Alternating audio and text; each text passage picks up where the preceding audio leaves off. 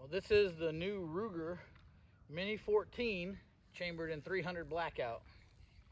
It's a stainless steel side folder. And this is a obsidian 45 can with 300 blackout subsonic in the gun. So I saw this yesterday in the gun shop, and I didn't know they made a 300 blackout. I think they're making this for a limited time only. I don't think they're going to make it for a long time. But this is the first time I'm shooting it suppressed, so you're going to hear it for the first time that I hear it.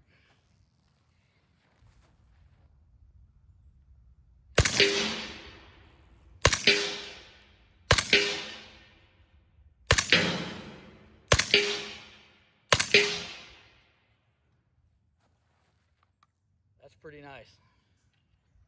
That is pretty nice.